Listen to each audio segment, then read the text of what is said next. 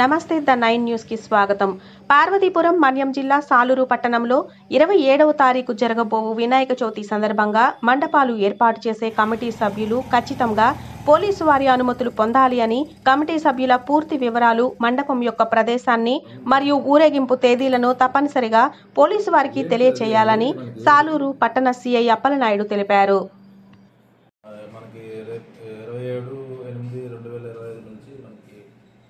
వినాయక చవితి ఉత్సవాలు మనం సాలూరు పట్టణంలో కూడా జరుగుతాయి కాబట్టి దానికి సంబంధించి సాలూరు పట్టణ పోలీసు వాళ్ళు పార్వతీపురం మన్యం ఎస్పీ గారి ఆదేశాల మేరకు, మాధవరెడ్డి గారి ఆదేశాల మేరకు కొన్ని సూచనలు ఇవ్వడం జరిగింది. దానిలో భాగంగా శాంతి భద్రతలు విఘాతం కలగకుండా ముందుగానే ఏవైతే మండపాలు ఉన్నాయో గణేష్ మండపాలు ఖచ్చితంగా వాటి యొక్క పర్మిషన్ తీసుకోవాలి కమిటీ సభ్యులు.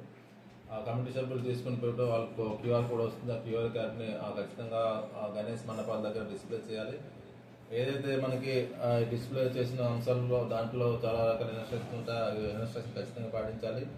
నిమజ్జనం తేదీలు, నెక్స్ట్ నిమజ్జనం చేసే ప్రాంతం, నిమజ్జనం వెళ్ళే రూటు అనే విషయాన్ని ముందుగానే కమిటీ సభ్యులు పోలీసు వారు తెలియజేయాలి. దాని ప్రకారం బందోబస్తు ఏర్పాటు జరుగుతుంది. అదేవిధంగా గణేష్ మండపాలు ఏర్పాటు చేసిన దగ్గర ఖచ్చితంగా విద్యుత్ ఇబ్బందులు కలగకుండా నెక్స్ట్ అగ్నిమాపక నియంత్రకాలు ఇవన్నీ కూడా ఏర్పాటు చేసుకోవాలి. వాటికి సంబంధించి కూడా సంబంధిత అధికారులకు పర్మిషన్ కూడా తీసుకోవాలి. ఏదైతే మనకి 9 రోజులు మాత్రం ఈ వినాయక మండపాలకి ప్రస్తుతం మనకి టైం ఇవ్వబడింది. అదేవిధంగా ఎటువంటి డీజేలు కానీ అశ్లీల నృత్యాలు కానీ వినోద కార్యక్రమాలు ఏవైనా చేసేటప్పుడు ముందుగానే పోలీసు వారి పర్మిషన్ తీసుకోవాలి. డీజేలకు కానీ అశ్లీల నృత్యాలు అటువంటి వాటికి కూడా ఎటువంటి పర్మిషన్ ఉండవు. కాబట్టి ప్రజలందరూ దాన్ని గమనించి వాటిని ఖచ్చితంగా పాటించాలి. ఇప్పటికే సాలూరు పట్టణ పోలీసు తరఫున ప్రతి కమిటీ మెంబర్స్కి నెక్స్ట్ కమిటీ మండపాలకు వెళ్ళి వాళ్ళకి అవేర్నెస్ చేయడం జరుగుతుంది.